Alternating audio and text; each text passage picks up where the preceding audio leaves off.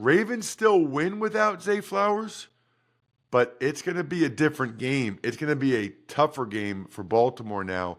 I think that makes it a one-score game. You're tuned in to the Ross Tucker Football Podcast. Guiding your gridiron journey, none other than your host, former NFL lineman, Ross Tucker.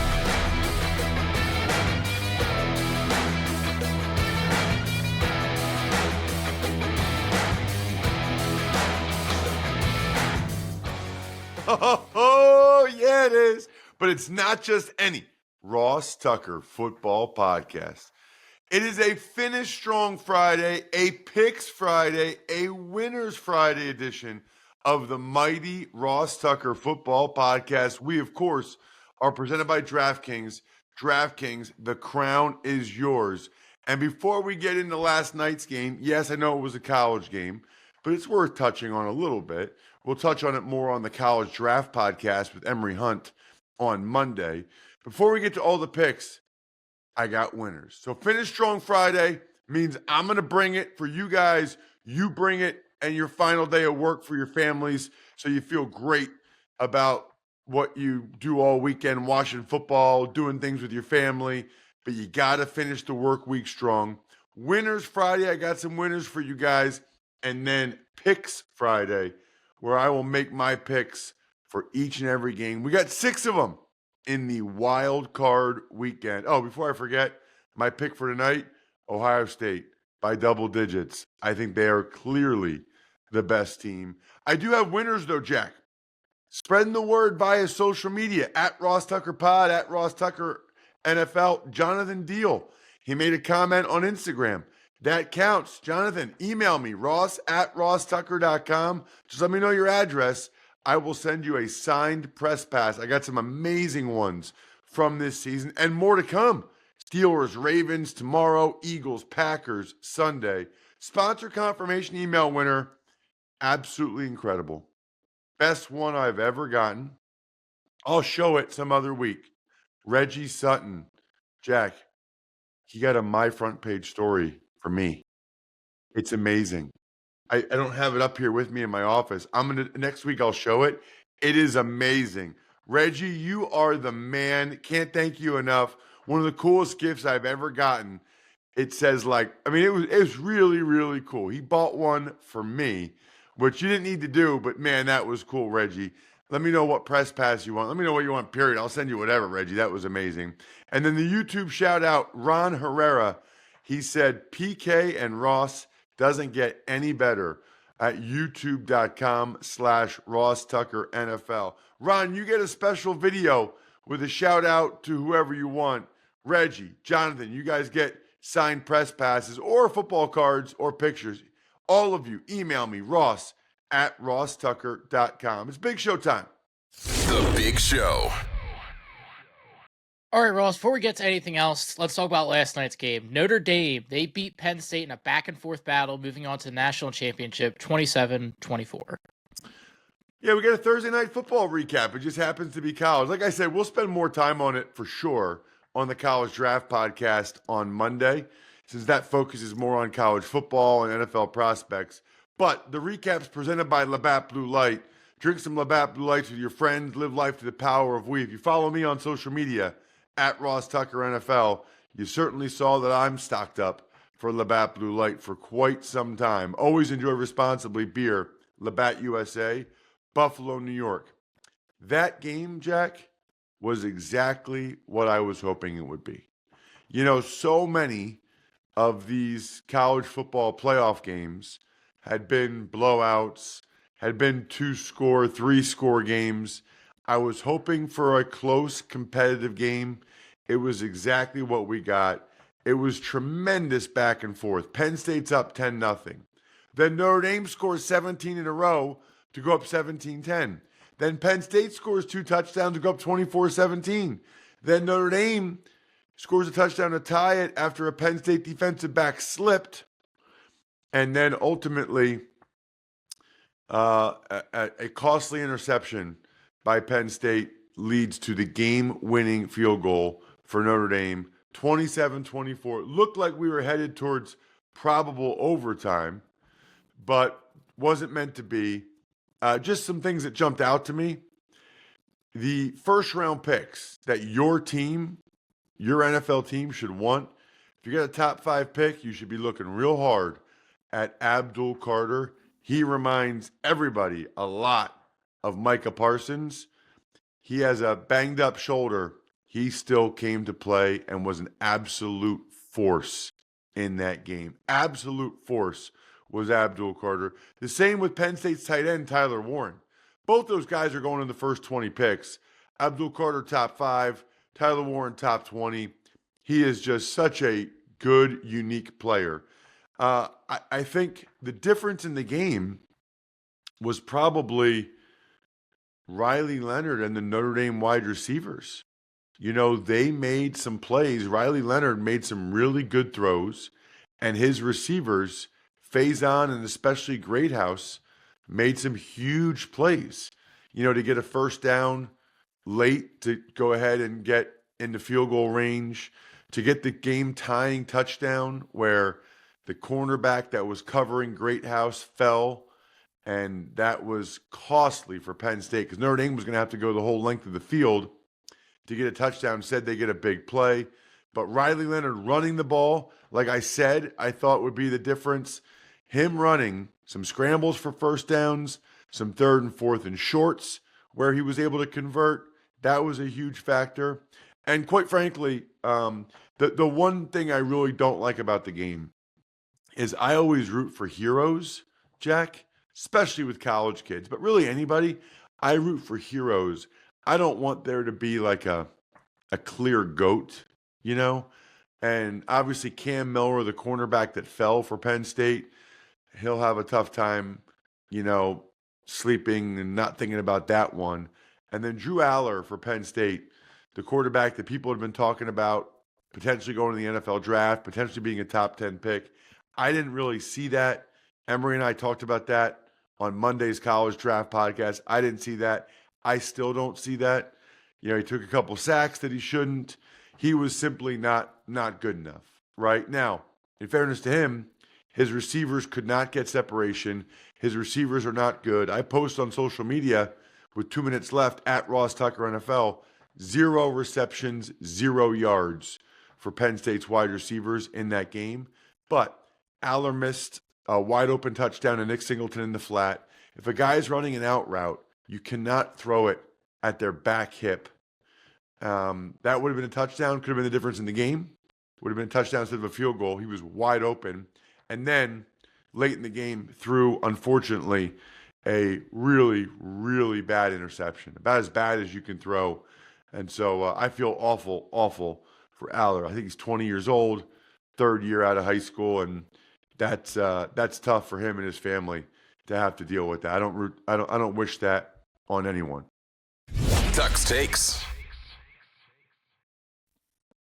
All right, some other notes around the league. The NFL, they officially moved Vikings Rams to Arizona. Boy, they don't want to do that for a lot of different reasons, right? You want the Rams to be able to get the home game that they've earned. You want Rams fans to be able to just drive to their season tickets. And I don't know what the crowd will be like in Arizona, for a playoff game with the Vikings and the Rams. Maybe a decent amount of Vikings fans will head out to Arizona now. But I think it's the right move because whatever it takes to put on an NFL game in terms of first responders and medical personnel or fire or certainly police, you don't want to allocate any of those resources to anything other than these wildfires right now, which are super, super scary. I've had multiple people tell me what it's like out there, and I just, it's awful. You guys know I don't pay attention very closely to the news or politics intentionally because it skews so negative. But just talking with people that I work with that are affected or that know people that are affected sounds absolutely awful. So sad to see some of these towns where so many houses have been lost. I hope everybody. The most important thing is that the people are safe. we always used to say it, you can replace objects a lot of times. You cannot replace people. So at any rate, thoughts and prayers with everyone affected in every way. Some news, the Raiders, they're firing general manager Tom Telesco. So it's always a little bit weird, right? When you fire the head coach on Tuesday and then you fire the GM on Thursday.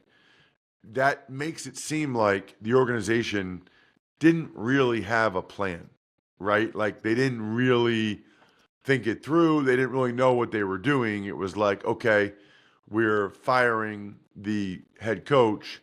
I think there was even reports that Tom Telesco, the GM, was going to stay. Well, that's not the case. It sounds like Tom Brady is heavily involved, the minority owner for the Raiders. It certainly makes the job more attractive for certain candidates, if certain head coaching candidates, if they are able to bring their preferred GM candidate with them, and or they're able to have final say over the roster, like a guy like Bill Belichick would want, who I don't think is what they're going for, by the way, but, probably even a Mike Vrabel.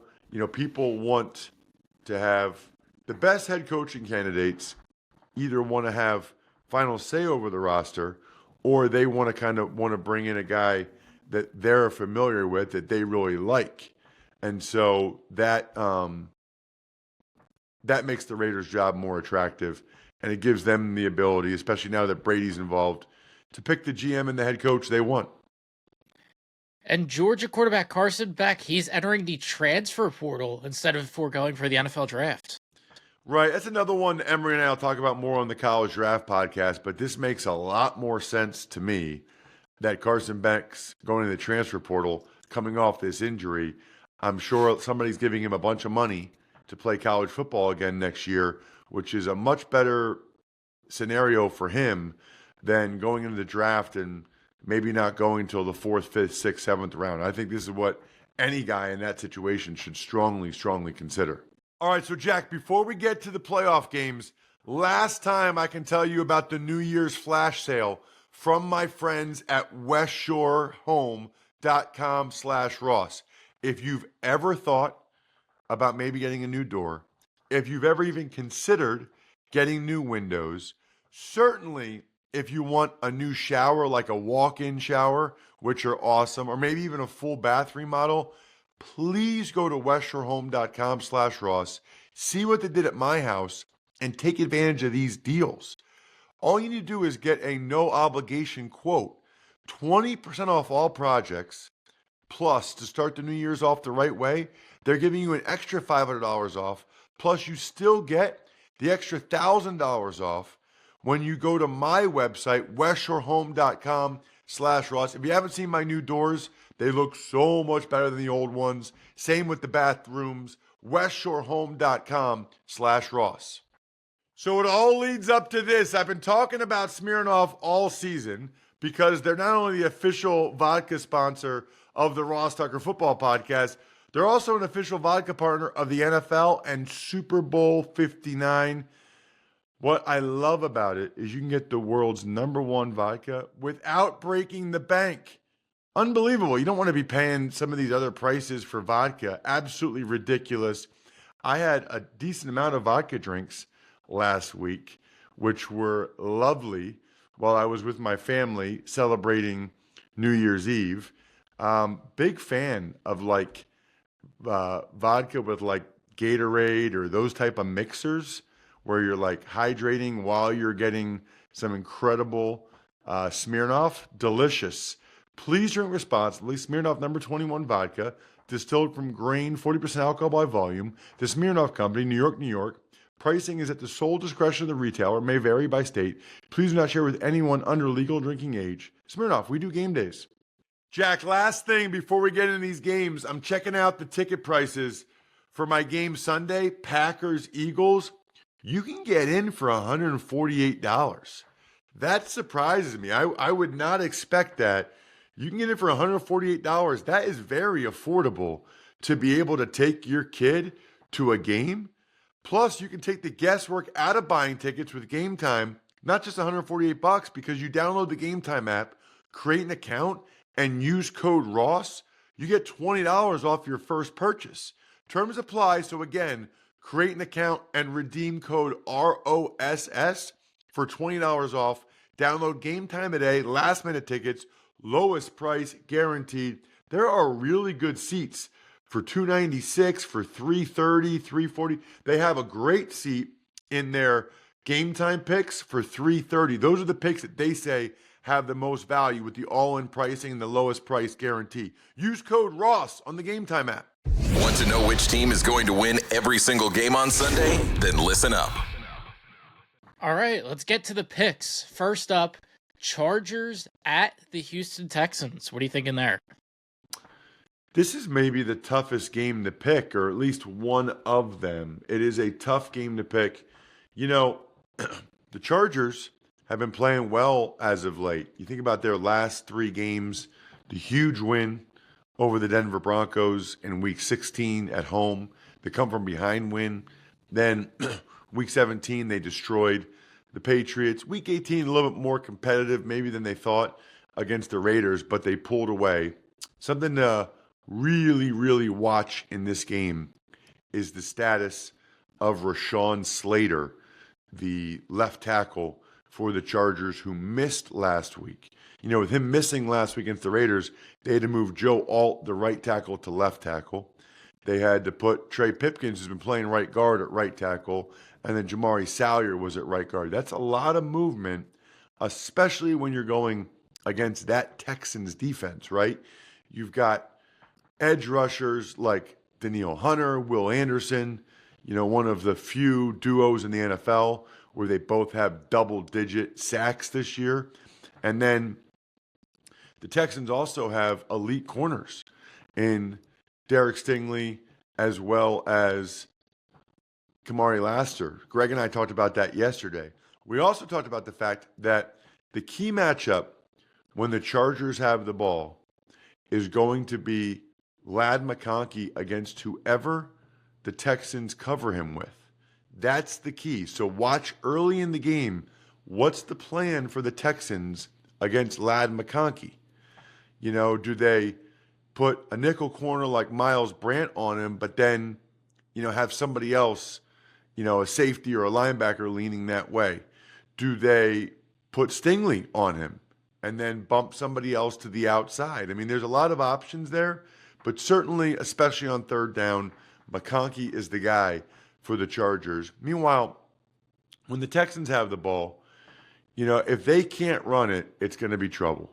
Because without Stephon Diggs, without Tank Dell more recently, you know, I just don't think they can. And with their offensive line, I don't think they can just get into a drop-back pass game. I think the Texans are going to want to run it and pound it with Joe Mixon, maybe Dameon Pierce, who looked awesome Sunday, and then play action to the running backs, to Dalton Schultz, and to Nico Collins off of it. Could go either way on this one. I'm going to go with the Chargers. Probably a theme for me this week, but the team that is playing best coming into the postseason, I'm going to roll with that unless, you know, something shows differently, right? So I'm going to roll with the Chargers and the way they have been playing these last few weeks. I think it's a fun game. I hope it's a fun game. I think it's, let's say, 23-20 Chargers, something like that. Next is a game we are all too familiar with. The Pittsburgh Steelers are traveling, as well as you, to Baltimore to play the Ravens.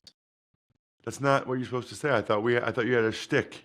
You scared me out of it. You punked me out of it, so now I gotta switch it up. I'm like in a... It's like Markelle Fultz when he lost his shot. It's like I lost my rhythm. Yes, I will be driving to Baltimore, probably about an hour and 20 minutes tops. I don't know what jacket I'm wearing yet, so make sure you follow me on social media at Ross Tucker NFL. I'll post a picture. It might be Big Orange, my ski jacket, which I wear a lot of times because it's very easy for you and my mom and everybody to see me on the sideline. I typically will spend a lot of time on the visiting team sideline. Number one, because there's less people over there. Number two, that's always away from the cameras, away from the press box. And so I'm on the side where I can get a lot of TV time. It's like a little game I play with myself.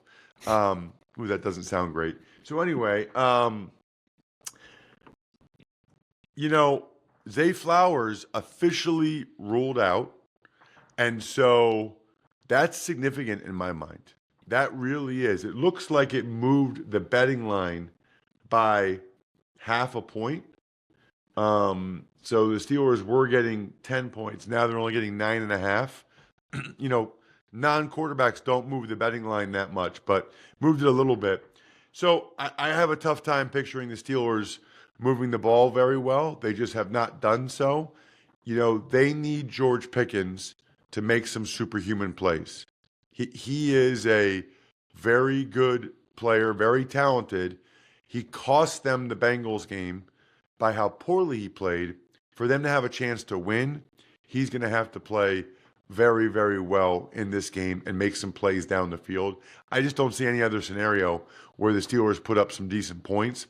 On the other side, look for the Steelers to sell out to stop the run and then trust their DBs against the other receivers for the Ravens. This is going to be a challenge for the Ravens without Zay Flowers. Zay Flowers is the guy that you need to double, but he's not even playing in the game. So they don't have a guy you need to double, other than maybe Mark Andrews on third down and in the red area. So I like the Ravens to win the game still, but I do think it'll be closer now. And so I'm going to make that my DraftKings pick of the week, presented by DraftKings. DraftKings, the crown is yours. Ravens still win without Zay Flowers, but it's going to be a different game. It's going to be a tougher game for Baltimore now. I think that makes it a one-score game. I'll go Baltimore 23, Pittsburgh 16. Next up, the Denver Broncos. They are at the Buffalo Bills. So in any game like this where one of the teams got some rest in Week 18, I think you always are a little bit curious as to whether or not they get out of the rhythm, whether or not there's a little bit of rust. It's not that much rust for the Bills. It's only 1 week, so it's like kind of like their normal bye week. And instead, actually, they probably practiced quite a bit in that game. Josh Allen has been phenomenal this year. I do think he's the MVP, and I think, Greg saying that, the foundation of the Ravens offense being the run game and Derrick Henry kind of reinforces that in my mind. I like the Bills to win the game. I would not be surprised if the Broncos are able to go out there and make it competitive just because they have a very good defense with guys, as Greg mentioned, off the edge that people don't know. And Patrick Surtain might be the defensive player of the year in the NFL. And I think Sean Payton will have a very good game plan. Like a lot of these games where there's a big favorite, Ravens or Bills, how that game starts is really critically important. Really critically important how it starts. I'll take the Bills, but I do think it's going to be a good game. I do think it'll be competitive. How about 23-17 Buffalo? Next up, the Green Bay Packers are traveling to Philadelphia to play the Eagles, who are wearing all black. They are? I believe they are. They have the all black statement practice, and teams are permitted one alternate uniform in the playoffs. So I've gotten, if the field's painted all black like they showed in practice, I am taking a very educated guess there. Didn't they wear all black for the last game? They did, yes. So maybe it was still painted from that. Maybe they don't paint it till Saturday. Well, like it's like the outside, like the designs on it's like alongside the paint. It's like the banisters, whatever you would consider like the outside of the field. Well, whatever. I would think we would have heard that already, but who knows? So this is a game. This is another game where Eagles looked good in their last game against the Cowboys. Even their backups were able to beat the Giants. But what are we going to see from Jalen Hurts? He hasn't played in almost 3 full games. Didn't play it all against the Giants and played all against the Cowboys and went out early in the first quarter against the Commanders. So it's been a while for Jalen Hurts. He could come out rusty, which would not be good. The Packers have not played their best football the last couple games. That's everybody has seen that. And, Jordan Love, who I think is totally fine with that funny bone issue, according to sixscore.com. I said this on the Ross Report, which I post to social media at Ross Tucker NFL. It just feels critically important that the Packers get off to a fast start, right? They've struggled the last couple games. They are going on the road at Philly. That will be a raucous atmosphere. Packers come out, score a touchdown. Then they start to feel better about themselves.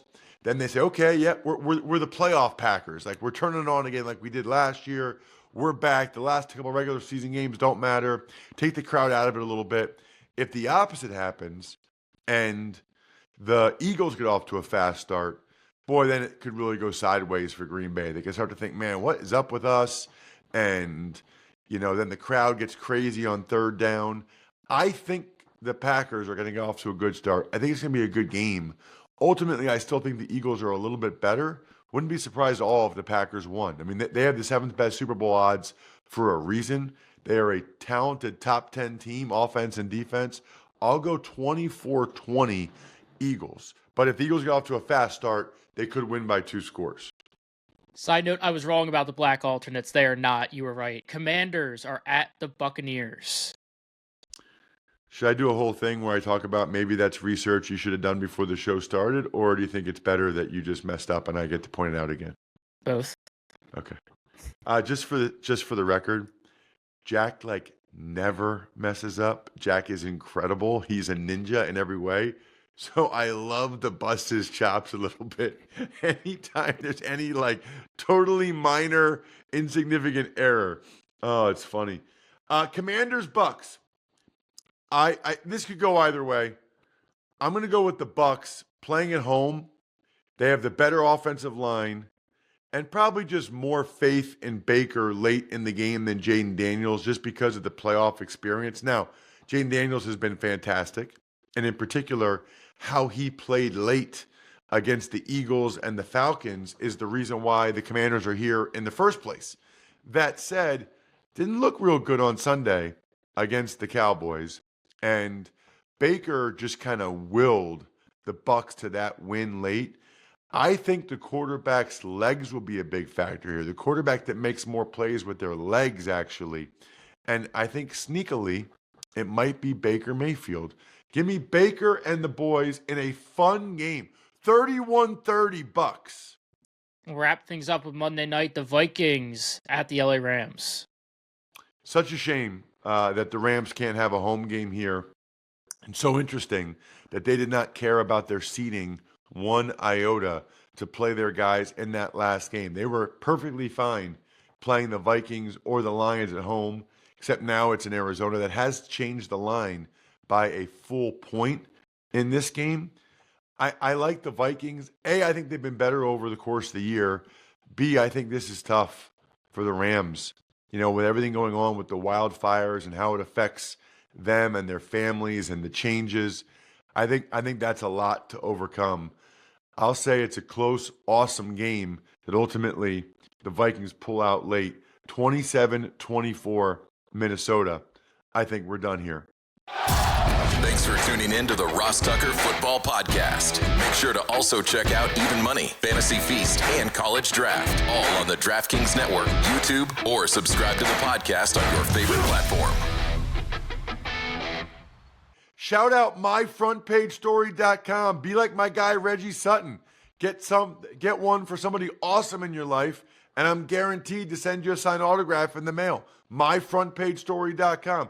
Backofficescheduler.com, humanheadnyc.com, Sporticulture, Pizza Boy Brewing.